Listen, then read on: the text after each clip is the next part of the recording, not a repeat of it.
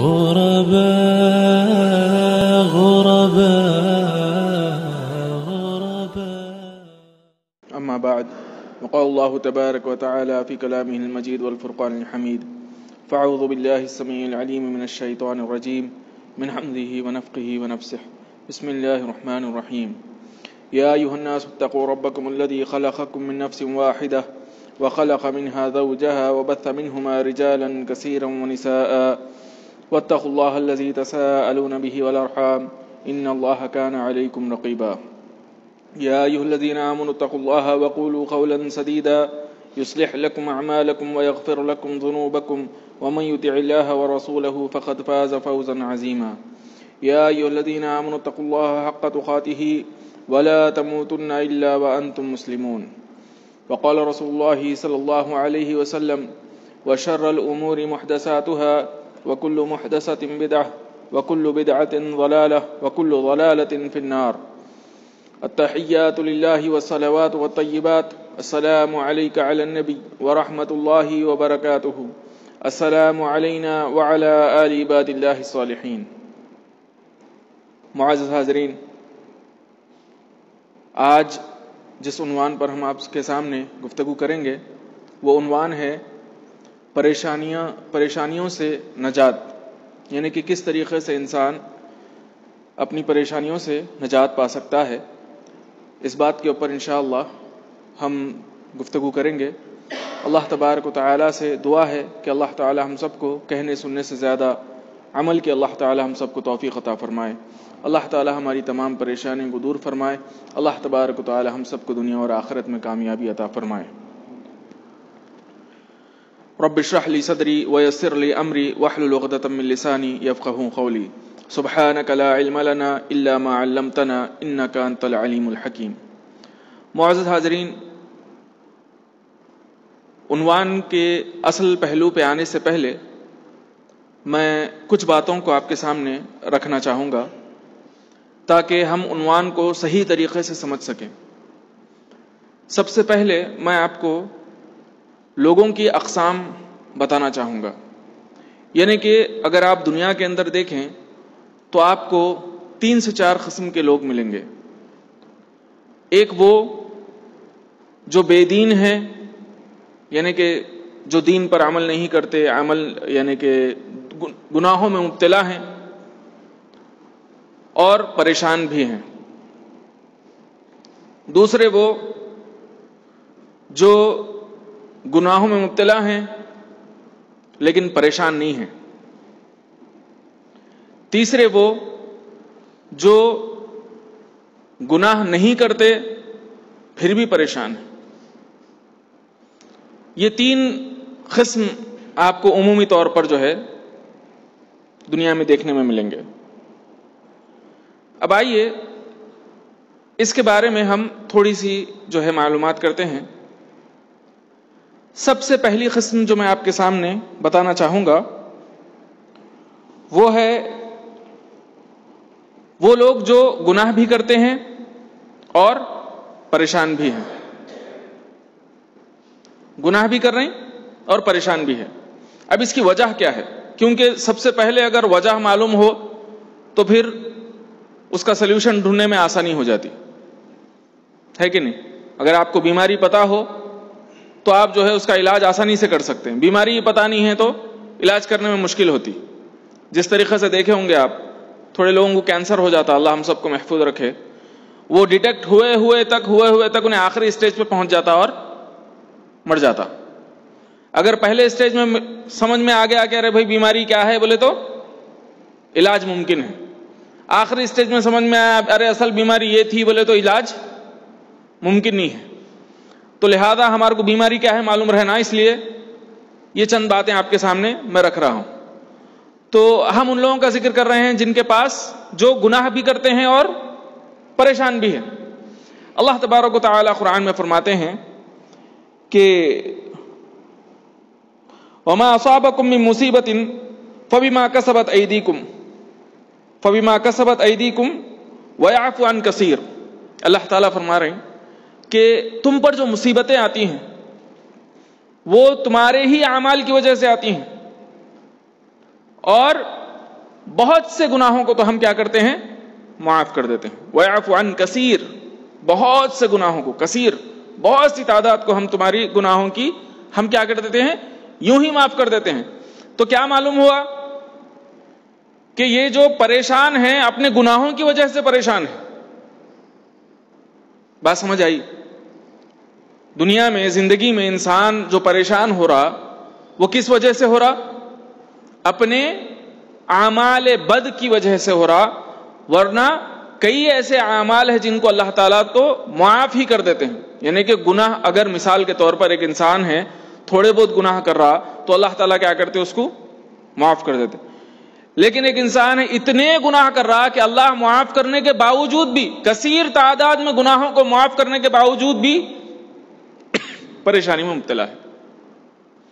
تو اس کا مطلب یہ ہوا کہ ہمارے اپنے گناہوں کا محاسبہ کرنا چاہیے, کیونکہ یہ جو پریشانیاں مصیبتیں آتی ہیں اللہ تعالیٰ فرما رہے ہیں تمہارے اعمال کی وجہ سے آتی.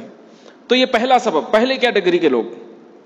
اچھا, اب اللہ تبارک و تعالیٰ ایسا کیوں کرتے ہیں؟ انشاءاللہ یہ ایک پوائنٹ جو ہے انشاءاللہ ہم آخری میں سمجھیں گے, خطبے کے اختتام کے سے ذرا پہلے انشاءاللہ ہم اس چیز کو سمجھنے کی کوشش کریں گے.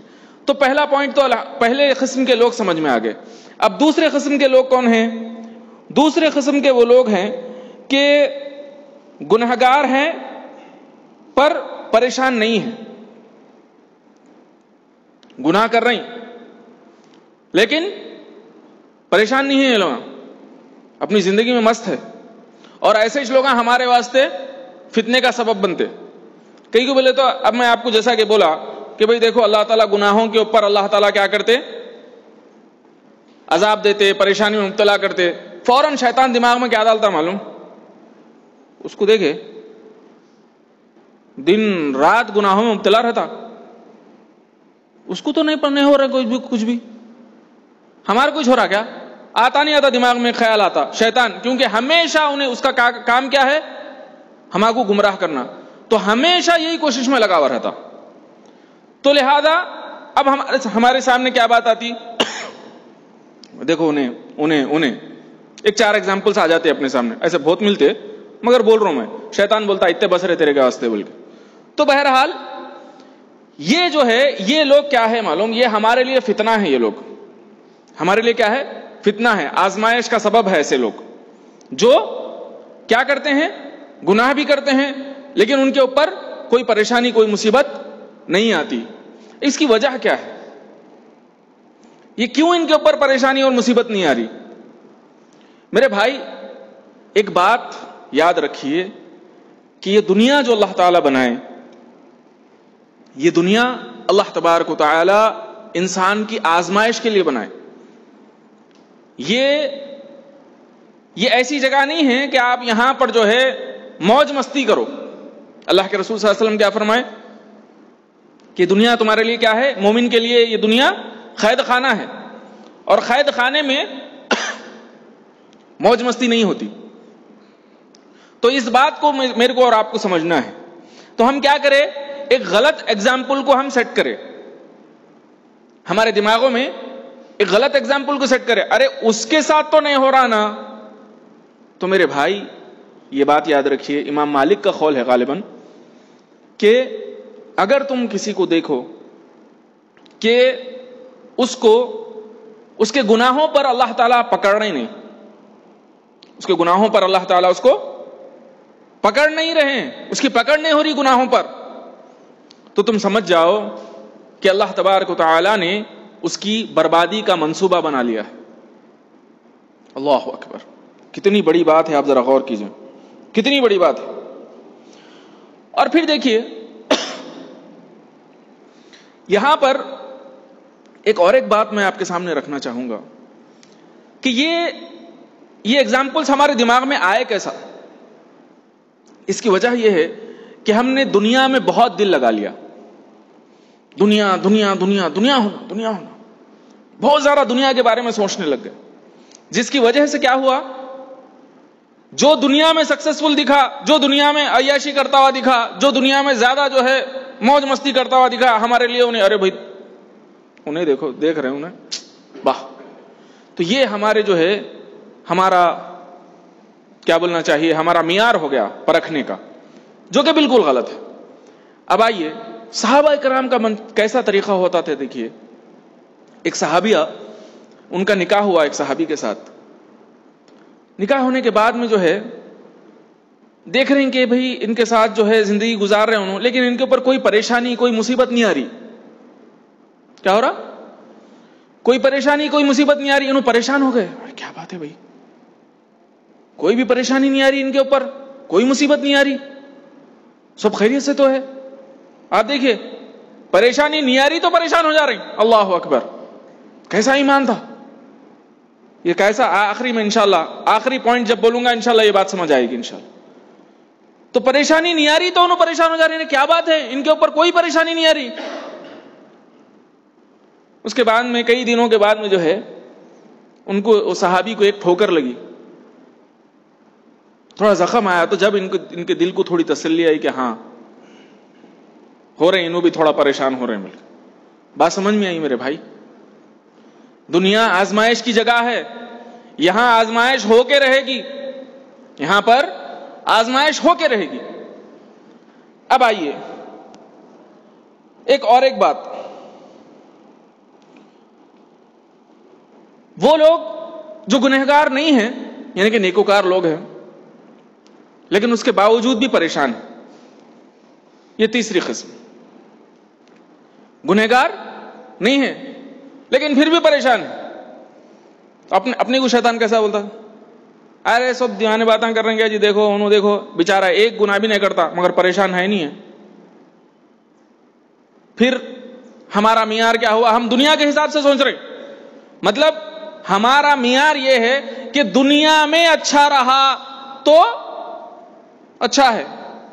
لیکن میرے بھائی ایک اہم بات میں آپ کو سمجھاؤں، اللہ کے رسول صلی اللہ علیہ وسلم فرماتے ہیں، کتنی بڑی بات ہے، آپ ذرا غور کیجئے میرے بھائی، بہت زیادہ غور کرنے کی ضرورت ہے اس بات کے اوپر، کیونکہ آج ہم نے معیار دنیا بنا لیا ہے، ہم نے اللہ کی رضا کا معیار بھی دنیا بنا لیا، دنیا کی سکسس کا جو ہے معیار بھی ہم نے دنیا بنا لیا، ہم نے اپنا پیمانہ ہی غلط فٹ کر لیا ہے۔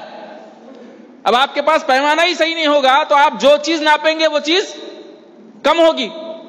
1 میٹر ناپنا ہے، 1.25 میٹر کا پیمانہ لے کے آئے آپ، اب پورے 1 میٹر کے پیسا ہے وہاں پر، آپ کو ہر پیس کیا دکھ رہا، بڑا دکھ رہا، کیوں؟ آپ کا پیمانہ ہی چھوٹا ہے۔ بات سمجھ میں آئی؟ اللہ کے رسول صلی اللہ علیہ وسلم فرماتے ہیں کہ اللہ تعالیٰ جس بندے کو پسند کرتا ہے، میرے بھائی ادھر غور کرنا، اللہ تعالیٰ جس بندے کو پسند کرتا ہے، جس بندے سے اللہ تعالیٰ محبت کرتا ہے، اس بندے کو اللہ تعالیٰ دنیا سے ایسے بچاتا ہے جیسے تم اپنے بیمار کو کھانے سے بچاتے ہو۔ اللہ اکبر، بات سمجھ میں آئی؟ بیمار ہے گھر میں کوئی، کھانا کھلاتے اس کو، پیٹ بھر کھانا کھلاتے نہیں کھلاتے، کھا سکتا کیا انہیں؟ آپ سامنے رکھے بھی تو کھا سکتا کیا؟ نہیں کھا سکتا انہیں کھانا، اور اس کو کھانا کھلائے تو اور اتنا بدہضمی ہو کے اس کو کیا ہوتا، موشنز وامٹنگ شروع ہو جاتے، اس کا معدہ ہوتا جو ہے ہضم کرنے کے قابل نہیں رہتا، تو اس کو کیا کرتے، ایک بریڈ لے بیٹا، یہ دودھ میں ڈبا کے کھا لے، یہ 2 نوالے کھا لے، تھوڑا وہ کیا بولتے ہو سابودانہ جو ہے بنا کے، اس کا سابودانہ جو ہے بیٹا تھوڑا یہ پی لے، یہ دوا کھا لے، تھوڑا طبیعت صحیح ہوئے بعد میں پھر کھانا کھانا اچھے طریقے سے۔ بات سمجھ میں آئی؟ تو یہ کب کر رہے ہیں آپ؟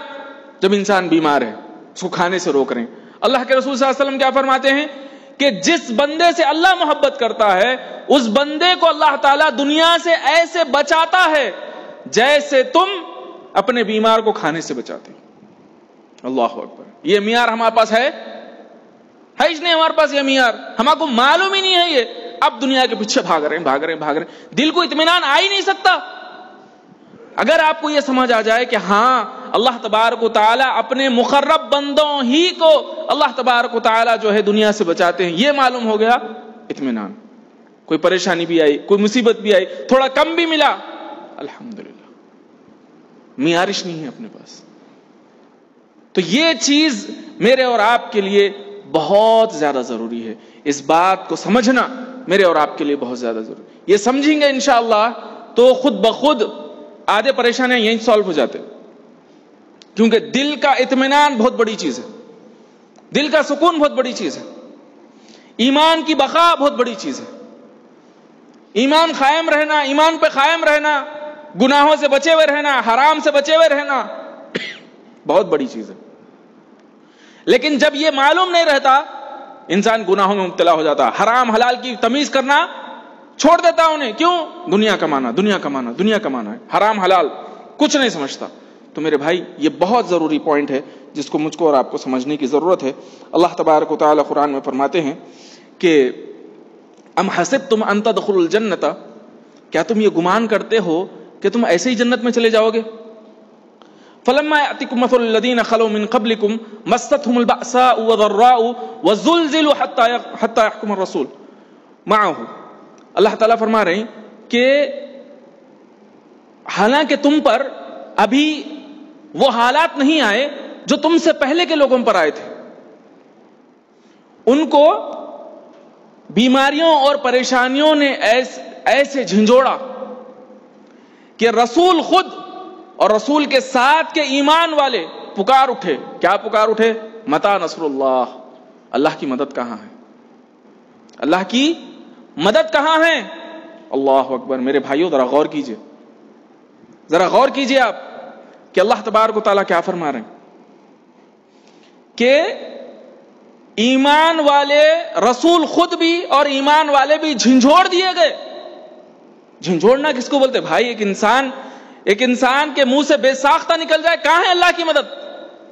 خود رسول اور صحابہ اس رسول کے صحابہ بول رہے ہیں کہ کہاں ہے اللہ کی مدد۔ اللہ اکبر۔ ذرا غور کیجئے آپ، کتنی بڑی بات ہے۔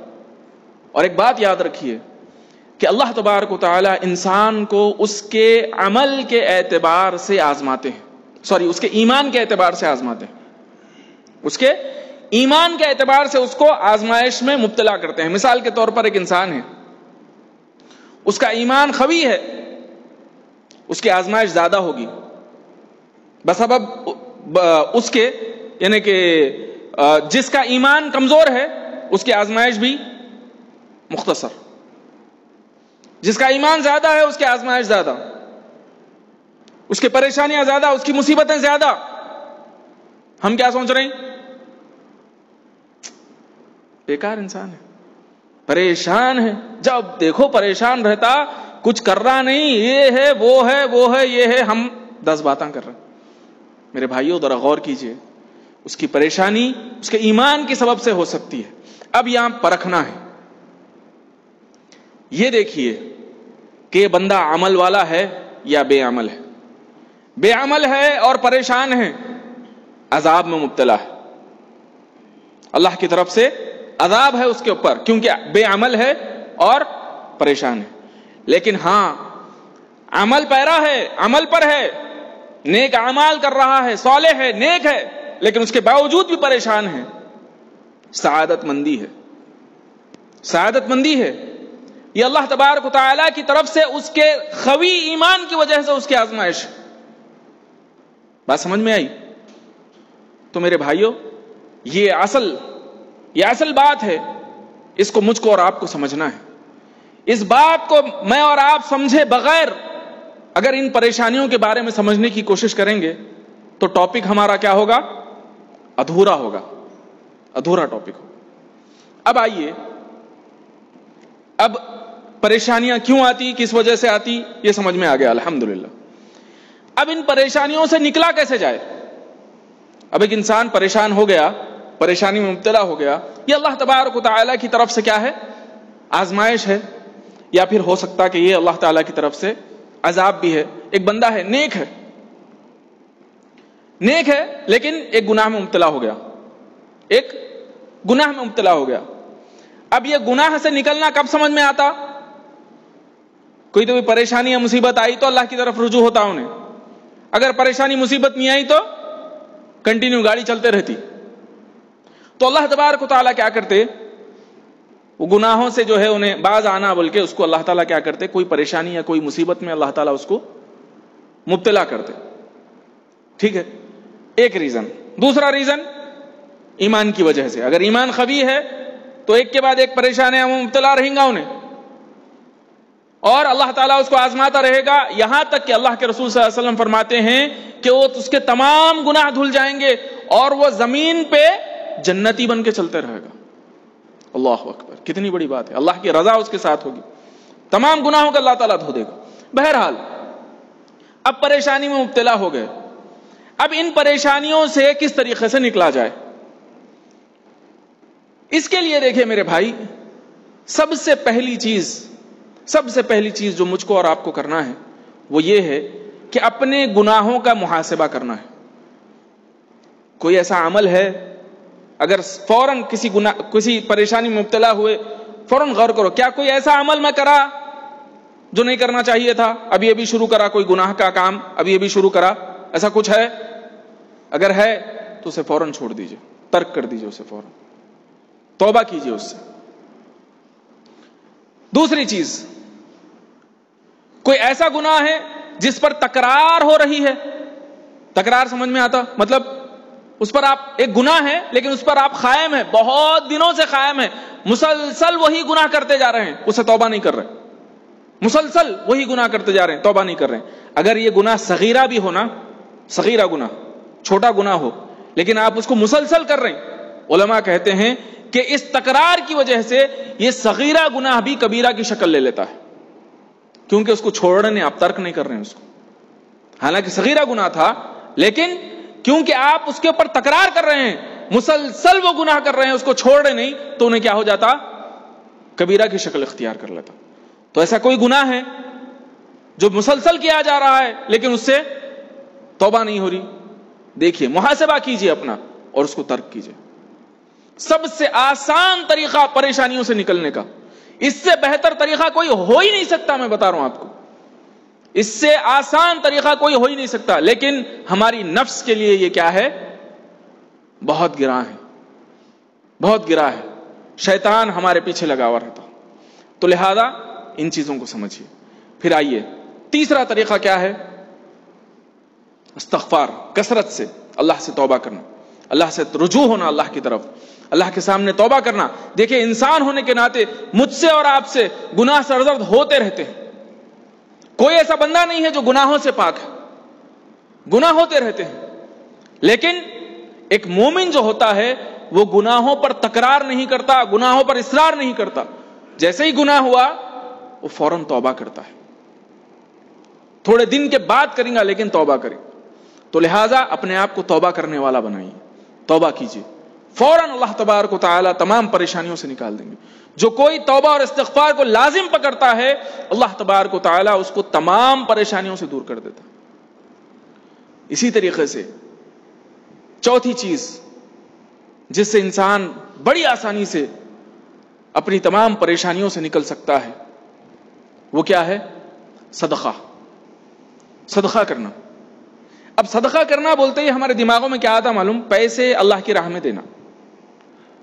میرے بھائی, بے شک وہ بھی ایک قسم کا صدقہ ہے, لیکن کئی ایسے صدقے ہیں جو انسان بغیر پیسہ خرچہ کیے کہ کر سکتا. صدقہ کی کئی قسم ہے. کسی کے ساتھ اچھی بات کرنا بھی صدقہ ہے, مسکرا کے دیکھنا مومن بھائی کو بھی صدقہ ہے, اپنے والدین کی خدمت بھی صدقہ ہے, اپنے بیوی بچوں کے ساتھ وقت گزارنا یہ بھی صدقہ ہے. اللہ اکبر. ٹائم ملا تو چبوتروں کے اوپر بیٹھے ہوئے رہیں گے, ہوٹلوں میں بیٹھے رہیں گے, بیوی بچوں کے ساتھ میں وقت نہیں گزاریں گے. تو بہرحال یہ صدقے کی قسمیں ہیں. تو ان چیزوں کو آپ جو ہے سوچئے. راستے سے کوئی پتھر, کوئی تکلیف دہ چیز, کوئی کانٹی اگر دکھ رہی, آپ بازو کر دیے, وہ بھی صدقہ ہے. دین کے راہ کی طرف دوسروں کو بلانا یہ بھی صدقہ ہے. لوگوں کو برائی سے روکنا بھی صدقہ ہے. اللہ اکبر. تو ضروری نہیں ہے کہ صدقہ بولتے ہی جو ہے پھر صرف پیسہ ہی دینا ضروری نہیں ہے. اچھا, اور ایک چیز کیا ہے معلوم؟ صدقہ جو ہے یہ اتنی بہترین چیز ہے. اللہ کے رسول صلی اللہ علیہ وسلم فرماتے ہیں کہ صدقہ اللہ کے غضب کو ٹھنڈا کر دیتا ہے. اللہ کے غصے کو صدقہ کیا کرتا ہے؟ ٹھنڈا کر دیتا ہے. یعنی کہ اللہ تعالیٰ بندے سے اس کے گناہوں کی وجہ سے کیا ہے, اللہ تعالیٰ ناراض ہے اور اس پر پریشانی یا مصیبت اللہ تعالیٰ اتارا ہے، یہ بندہ اگر صدقہ کرے اللہ تبارک و تعالیٰ اس کا غصہ جو ہے جو اس پر ہے وہ کیا ہوتا ہے؟ ٹھنڈا ہو جاتا ہے. یہ ہے صدقہ. پھر آئیے اسی طریقے سے پانچویں چیز یہ ہے کہ بندہ رشتہ داریوں کو قائم کرے، صلہ رحمی کرے. اور عمومی طور پر جو آج میں اور آپ پریشان ہیں، میں سمجھتا ہوں 25 to 30% لوگ یا اس سے زیادہ بھی ہو سکتے ہیں خطا رحمی کی وجہ سے پریشان ہیں. خطا رحمی کسے کہتے ہیں؟ خطا رحمی رشتے ناتوں کا توڑنا، رشتوں کا توڑنا. رشتے توڑ کے پریشان ہیں ہم. اگر میں اور آپ رشتے برقرار رکھیں گے اللہ تبارک و تعالی ہم پر رحمت نازل فرمائیں گے. آپ دیکھیے کیا ہے معلوم، ایک دماغ میں جو ہے شیطان کیسی بات، دیکھو ان سے ملے تو ان کی نظر لگ جاتی، ان سے ملے تو کیا ہوتا؟ ان کی نظر لگ جاتی، لہذا نہ کو ملو. اللہ کے رسول صلی اللہ علیہ وسلم بول رہے ہیں کہ آپ دیکھیے حدیث میں آپ کے سامنے سناتا ہوں. اللہ کے رسول صلی اللہ علیہ وسلم فرماتے ہیں کہ اگر تم میں سے کوئی چاہتا ہے کہ اس کے رزق میں کشادگی ہو، رزق بڑھے اور عمر میں برکت ہو، عمر بھی بڑھے، تو اسے چاہیے کہ وہ صلہ رحمی کرے، اپنے رشتوں کو، اپنے رشتے ناتوں کو کیا کرے؟ وہ جوڑ کے رکھے، ان سے جڑ جائے. کیسی بات ہے، آپ ذرا غور کیجئے. اللہ کے رسول صلی اللہ علیہ وسلم فرما رہے ہیں کہ صلہ رحمی کرنے سے رزق میں اور عمر میں برکت ہوتی. اور میں اور آپ سوچ رہے ہیں ان کے پاس جا کے ملے تو ان کی نظر لگ جاتی ہے، ہمارے حیث و چیزاں چلے جاتے. انا للہ و انا الیہ راجعون. کیسی سوچ ہم بنا کے رکھے، دیکھیے آپ کیسی سوچ بنا کے رکھے. اب اس کے بعد میں پریشانیاں نہیں آئیں گے تو اور کیا ہوں گا. یہی وجہ سے کہ ارے بھائی ان کے پاس گئے تو ایسا ہوتا ویسا ہوتا، یہ ہوتا وہ ہوتا، فلاں 10 باتیں سوچ کے ہم نہیں جا رہے، ہم رشتے کو جو ہے توڑ کے رکھے ہوئے ہیں. جبکہ اللہ کے رسول صلی اللہ علیہ وسلم فرما رہے ہیں تم رشتے نبھائیں گے تو اللہ تعالیٰ تمہارے کو جو ہے رزق میں بھی کشادگی عطا فرمائیں گا، عمر میں بھی کشادگی عطا فرمائیں گا. تو یہاں ہماری ذہنوں کو جو ہے حدیث احادیث کے مطابق کرنے کی ضرورت ہے. پھر اسی طریقے سے ایک اور چیز، جب رشتوں کی بات آتی ہے تو آج کا یہ مصروف دور ہے، میں اور آپ جو ہے جا کے ملنے کا ٹائم جو ہے نکالنا مشکل ہے. تو اگر ایسے دور میں میں اور آپ ایک فون کر لیتے ہیں، الحمدللہ ایک فون کی جو ہے ہمارے پاس بہت اچھی جو ہے سہولت ہے. تو اگر میں اور آپ ایک فون بھی اگر ہم کر لیں تو وہ بھی جو ہے رشتوں کو ایک معنوں میں جوڑنے کے جو ہے کیا بولنا چاہیے، جوڑنے کی طرح ہوگا. اور آپ جو ہے بات کر کے جو ہے اپنے گلے شکووں کو بھی جو ہے دور کر سکتے ہیں.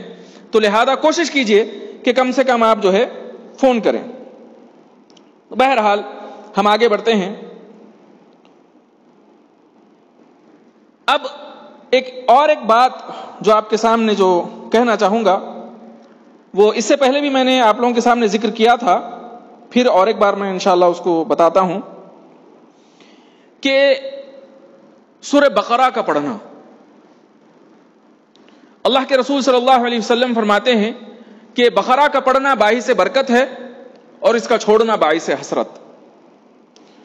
تو لہذا اگر کوئی انسان بقرہ پڑھے گا تو اس کی زندگی میں کیا ہوگا؟ برکتوں کا نزول ہوگا، برکتیں آئیں گی. اور پھر اور بہت ساری جو ہے چیزیں ہیں جس سے جو ہے انسان جو ہے اللہ کے غضب کو ٹھنڈا کر سکتا ہے اور اپنی پریشانی کو دور کر سکتا ہے. میں مختصر کچھ چیزیں، اہم چیزیں آپ کے سامنے رکھ رہا ہوں جو میں نے ضروری سمجھی اور آسان سمجھی. بقرہ تو خیر تھوڑا سا جو ہے، تھوڑا لوگوں کو ذرا بقرہ کا نام سنتے جو ہے ذرا ارے اتنا بڑا بول کے ایسا ہو جاتا. بہرحال آسان چیز، اس سے بھی بہت زیادہ آسان اور بہت فائدہ مند، درود. اللہ کے رسول صلی اللہ علیہ وسلم پر درود بھیجنا، درود اور سلام بھیجنا. اگر انسان درود کو جو ہے لازم پکڑ لے، یہ تمام نفل اذکار میں سب سے بہترین ذکر ہے، سب سے بہترین ذکر. اگر کوئی انسان یہ ذکر کرتا ہے تو ہر پریشانی، ہر غم سے نکل جائے گا، ہر غم سے ہر پریشانی سے نکل جائے گا، اللہ تبارک و تعالی اس کی تمام چیزوں کی ذمہ داری لے لیں گے۔ اللہ تبارک و تعالی ایک مرتبہ درود پڑھنے پر اس کے 10 درجات بلند ہوں گے، 10 گناہ معاف ہوں گے، اور اللہ تعالیٰ اس پر 10 مرتبہ رحمت نازل فرمائے گا۔ ایک لمبی حدیث ہے، میں انشاءاللہ اس حدیث کو آپ کے سامنے سنا کر اپنی بات کو انشاءاللہ ختم کروں گا۔ اللہ کے رسول صلی اللہ علیہ وسلم کی صحابی آئے، آ کے بولے یا رسول اللہ صلی اللہ علیہ وسلم مجھے دعا کا طریقہ سکھائیے۔ اللہ کے رسول صلی اللہ علیہ وسلم نے فرمایا کہ دیکھو جب تم دعا کرو تو اپنی دعاؤں میں کچھ حصہ تم درود کا بھی رکھ لو، یعنی کہ دعا کرتے وقت جو ہے کچھ درود بھی پڑھو اور کچھ دعائیں کرو۔ تو بولے یا رسول اللہ صلی اللہ علیہ وسلم میں جو ہے پاؤ حصہ درود کا رکھ لوں تو کیا یہ کافی ہے؟ اللہ کے رسول صلی اللہ علیہ وسلم نے فرمایا کہ ٹھیک ہے، لیکن اگر بڑھا لو تو بہتر ہے۔ انہوں نے کہا کہ آدھا حصہ دعاؤں کا، اپنی دعاؤں میں آدھا حصہ درود پڑھوں گا، آدھا حصہ دعائیں کروں گا۔ تو اللہ کے رسول صلی اللہ علیہ وسلم نے فرمایا کہ اگر کچھ بڑھا لو تو بہتر ہے۔ انہوں نے کہا پون حصہ درود پڑھوں گا، پاؤ حصہ دعائیں کروں گا۔ اللہ کے رسول صلی اللہ علیہ وسلم نے فرمایا کہ کچھ بڑھا لو تو بہتر ہے۔ انہوں نے کہا اللہ کے رسول صلی اللہ علیہ وسلم میں صرف درود ہی پڑھتا رہوں گا، یعنی کہ جب بھی دعا کرنے کا میرا ارادہ ہو میں کیا کروں گا؟ صرف درود ہی پڑھتا رہوں گا۔ اللہ کے رسول صلی اللہ علیہ وسلم نے فرمایا کہ اللہ تعالیٰ تمہارے تمام غموں کو دور کر دے گا، تمام پریشانیوں کو اللہ تعالیٰ دور کر دے گا۔ اللہ اکبر، کتنی بڑی بات ہے، دیکھیے آپ کتنی بڑی بات ہے۔ اور اکثر اور بیشتر جو ہے آج کے دور میں دیکھنے کو ملا ہے کہ لوگ سفر کر رہے ہیں، عمومی طور پر جو ہے یہ نارمل کامن سی چیز ہو گئی ہے سفر کرنا۔ تو سفر کر رہے ہیں، سفر میں کیا کرتے؟ گانے گا لیتے، گنگنا لیتے، نہیں تو ان سے باتاں کر لیتے ہوئے اس طریقے سے سفر کر رہے ہیں۔ اگر اس کے بجائے میں اور آپ درود پڑھنے لگیں، اللہ کا ذکر کریں، دعائیں کر لیتے ہوئے سفر کریں، تو دیکھیے آپ سفر بھی ہو جائے گا، پھر اس کے ساتھ ساتھ جو ہے اللہ کا ذکر بھی ہو جائے گا۔ اور وہ وقت ایسا ہے کہ آپ کوئی دوسرا کام نہیں کر سکتے، کوئی ڈھنگ کا کام آپ جو ہے مطلب سوائے جو ہے اس کے کہ آپ جو ہے اس میں گانے سنیں، اس طریقے کے کاموں کے بجائے جو ہے کوئی دوسرا اچھا کام نہیں کر سکتے، یعنی کہ دنیاوی اعتبار سے میں بتا رہا ہوں۔ تو لہذا اگر انسان اس وقت کو استعمال کرتے ہوئے اگر اس وقت میں انسان درود پڑھنا شروع کر دے تو کافی وقت ایسا ہوتا ہے انسان آج کے دور میں جو ہے کم سے کم آن این ایوریج میں بتا رہا ہوں کہ ایک انسان 1 گھنٹہ تو بھی کم سے کم جو ہے وہ ٹریولنگ میں جو ہے صرف کرتا ہے، چاہے بائک چلاتے ہوئے، کار چلاتے ہوئے، یا پھر بس میں بیٹھا ہو، کسی بھی طریقے سے ہو۔ تو اگر اس وقت کو یوٹیلائز کرتے ہوئے اگر ہم درود پڑھنا شروع کریں تو انشاءاللہ تبارک و تعالی اللہ تبارک و تعالی اس کی برکتوں سے ہماری زندگی کی تمام پریشانیوں کو اللہ تعالیٰ دور کر دے گا۔ آخری بات جو میں آپ کے سامنے کر کے اپنی بات کو ختم کرنا چاہتا ہوں، اللہ تبارک و تعالیٰ جو ہے قرآن کے اندر اس چیز کا ذکر کرتے ہیں کہ یہ جو تکلیفیں، یہ جو پریشانیاں، یہ مصیبتیں جو لوگوں کے اوپر آتی ہیں، یہ اللہ تبارک و تعالیٰ فرماتے ہیں کہ ہم ان کو چھوٹے چھوٹے عذاب میں مبتلا کرتے ہیں، چھوٹی چھوٹی پریشانیوں میں ہم ان کو کیا کرتے ہیں؟ مبتلا کرتے ہیں، تاکہ ان کو بڑے عذاب سے ڈرایا جا سکے۔ چھوٹے عذاب میں مبتلا کر کے ان کو بڑے عذاب سے ڈرایا جا سکے۔ آپ دیکھیے دنیا میں انسان جو ہے اگر کسی چیز کے لیے پریشان ہو جائے تو بے حال ہو جاتا، اس کو سمجھ میں نہیں آتا کیا کروں بلکہ۔ اور پھر آخرت کا عذاب تو بہت خطرناک عذاب ہے، یہ دنیا کی مشکل تو کوئی مشکل نہیں ہے، آخرت کی اصل مشکل جو ہے آخرت کی مشکل ہے۔ تو اللہ تعالیٰ کیا فرما رہے ہیں؟ یہ بہت امپورٹنٹ پوائنٹ ہے میرے بھائیوں، اس کو سمجھنا ہے۔ اگر اس پوائنٹ کو اگر میں اور آپ سمجھ گئے تو آج کا خطبہ ہم سمجھ گئے۔ کیا فرما رہے ہیں اللہ تبارک و تعالیٰ کہ چھوٹے چھوٹے عذاب ہم دیتے ہیں اس وجہ سے کہ تم کو بڑے عذاب سے ڈرایا جا سکے، اور اس لیے کہ تم رجوع کرو، لعلکم یرجعون، تاکہ تم رجوع کرو، رجوع کرنے والے بنو، اللہ کی طرف لوٹنے والے بنو، اپنے گناہوں کا محاسبہ کر کے ان کو ترک کرنے والے بنو۔ تو یہ اللہ تعالیٰ کی طرف سے